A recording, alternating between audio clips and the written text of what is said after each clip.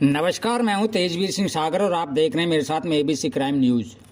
जनपद गाजियाबाद में मुस्लिम समाज की एक मीटिंग का आयोजन हुआ, जहां चीफ गेस्ट के रूप में रहे आज़ाद समाज पार्टी के राष्ट्रीय कोर कमेटी सदस्य गुलजार सिद्दीकी ने मीटिंग में आए सभी मेहमानों का संबोधन करते हुए कहा कि देश को आज़ाद कराने में सबसे ज़्यादा हमारे लोगों ने सीने पर गोलियाँ खाई हैं और इंडिया गेट पर भी सबसे ज़्यादा हमारे ही लोगों के शहीद होने में नाम मिलेंगे। बता दें, मीटिंग में सैकड़ों की तादाद में लोगों ने आसपा की सदस्यता ग्रहण करते हुए कहा कि चंद्रशेखर भाई, आप संघर्ष करो, हम तुम्हारे साथ हैं। हमारे वक्ताओं ने सबने आपको बता दिया और आप बेखूबी सब जानते हैं। तो साथियों, चावला जी आ जाएं। तो साथियों, आप जानते हैं कि समाज में, इस देश में सबसे ज्यादा अगर उत्पीड़न कहीं हो रहा है तो इस हमारे लोगों पर उत्पीड़न हो रहा है, जिनमें हमारे दलित समाज और मुस्लिम समाज की आबादी आती है। सबसे ज्यादा उत्पीड़न हमारे ही समाज पे हो रहा है। कारण क्या है, कभी सोचा?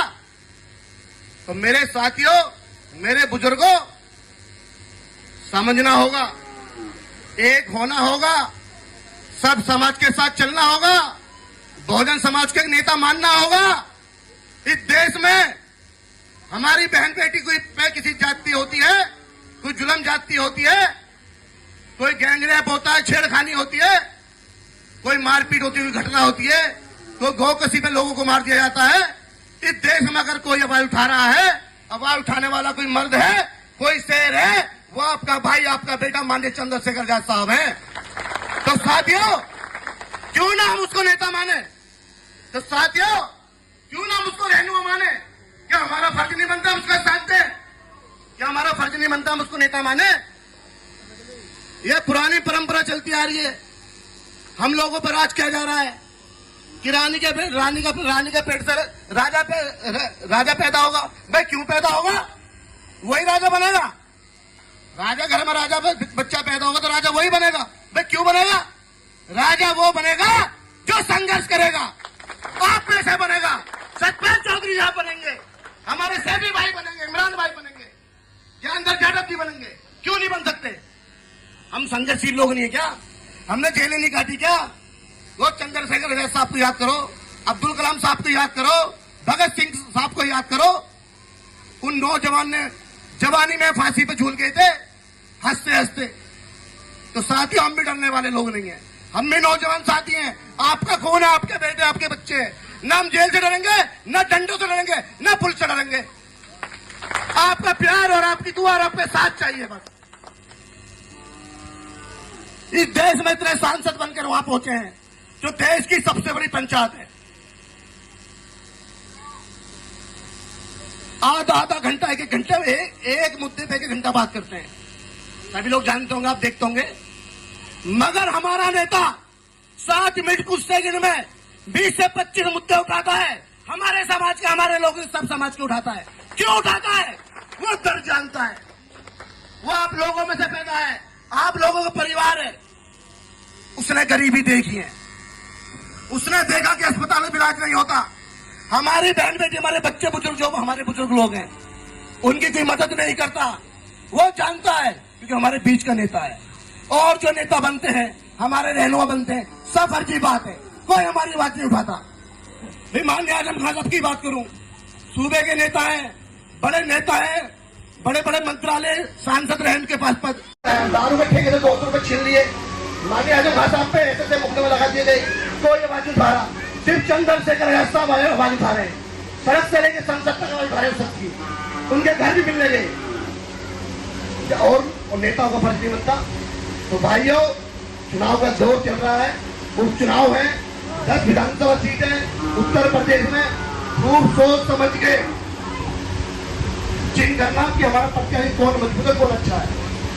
वो जीतने के बाद ना तो आज तक आए और ना वो आएंगे। पढ़ा लिखा और ईमानदार प्रत्याशी चुनना है मेरे साथियों, ये आपसे रिक्वेस्ट है, गुजारिश है। क्योंकि पढ़ा लिखा प्रत्याशी होगा, वो आपके साथ, आपके कंधे से कंधा लगा के आपके साथ काम कराने काम करेगा।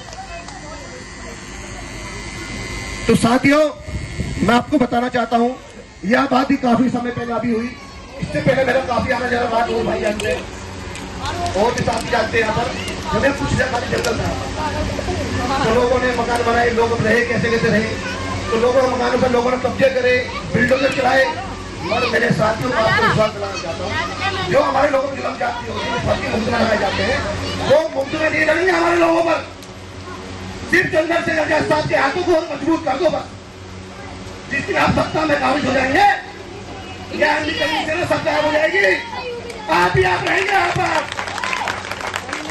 तो मैं साथियों, बात तो बहुत सारी है, एक देश में से तुम भग जाओ, हमारे कागज मांगते, गाड़ी का कागज मांग रहे हो तो समझ में आएगी बात कि बाइक का कागज दिखाने कर लेंगे, ये कागज है फोटो कॉपी, तो हमारे कागज मांग रहे हो, हमारे बुजुर्गों के मांग रहे हो, तो समझ नहीं आ रही बात।